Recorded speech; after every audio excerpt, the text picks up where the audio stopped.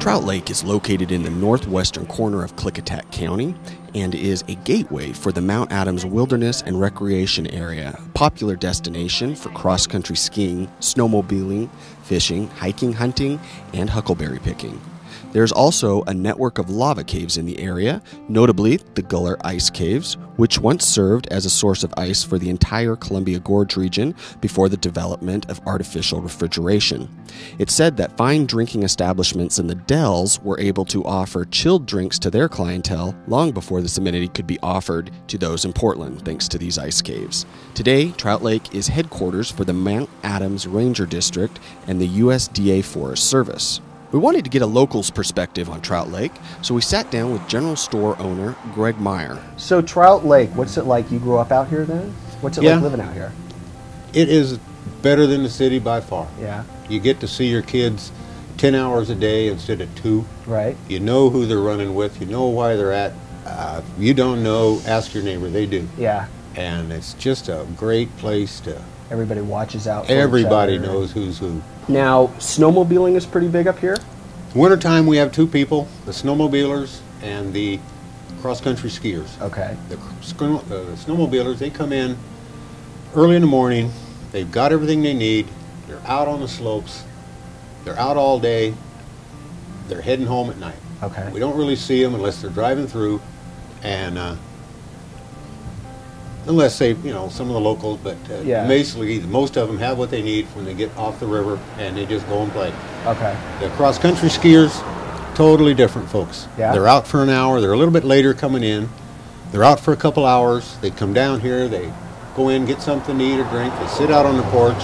They enjoy the rest of the day out here, and we get to see them. We get to meet them. Right. Everybody's in a big hurry. These folks aren't. Yeah. And that's basically how we know. And in the summertime, we can tell the weather from up here on the Columbia River weather. Oh, how's that? There won't be anybody up here like now. Oh. If this was July or August, Ghost town? nobody in town. I mean, no sailors are in town. Uh-huh. The wind's blowing. But if we suddenly have a rack of bikes out here and people that we don't know look like they're going to go have some fun, it's dead on the river and everybody's coming to the mountains. Okay. And we got that pegged. So we started out in Bingen and took you up into White Salmon, and then went on up the White Salmon River up into Trout Lake, and now we've come down the Columbia River west to Stevenson, Washington.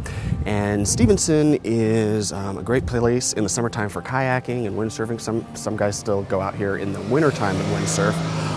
Also, there's a great interpretive center here, which we'll go into a little bit later on. The downtown area, quaint, small downtown, significantly grown though in the last few years. Highway 14, which is right out here in front of me, now has a bypass just because there's that much traffic coming through here. Joe's El Rio, the Big River Grill behind me, both great places to eat, as are many of the other places right here in Stevenson. Nestled between the Columbia River to the south and the mountains and basalt cliffs of the Gorge to the north, the city of Stevenson offers a welcome respite from the noise and congestion of large cities. You can take a stroll and explore the riverfront in downtown Stevenson, or visit unique shops, restaurants, pubs, and delicatessens. You'll certainly discover a friendlier, laid-back lifestyle reminiscent of early decades gone by. Strategically located just above the rapids known as the Upper Cascades, the Stevenson area has been home to Native American settlements for thousands of years. Their villages were focal points for commerce and social gatherings as they came to trade fish along the riverbanks, and later the first explorers and missionaries, such as Lewis and Clark and David Thompson and Dr. Spalding, used the Columbia Gorge and the Columbia River to penetrate the Cascade Mountains on their way to the Pacific Ocean. And in 1843, the Oregon Trail brought the first of a great wave of settlers past the shores of Stevenson. Stevenson is also known for the arts, and when it comes to cultural events, they have that too. The annual Blues, Folks, and Bluegrass Music Festival is certainly something to not be missed. And the Skamania Performing Arts Center also has a guest artist series, and that is something that is definitely worth checking out. So I'm standing next to this F9A diesel engine outside of the Columbia Gorge Interpretive Center here in Stevenson. And this engine was donated by BNSF in February of 1999. It was moved on to the museum site by volunteer labor and donated equipment in July of that same year. It was built in 1956 and joins a previously donated 1947 red caboose. The engine was one of several that pulled the North Coast Limited as passenger service until 1970. It was converted to a rotary snowplow until 1981 and used in the Midwest. BNSF retired it and made the donation of the car body for static display to the Columbia Gorge Interpretive Center Museum, and that's where it is now.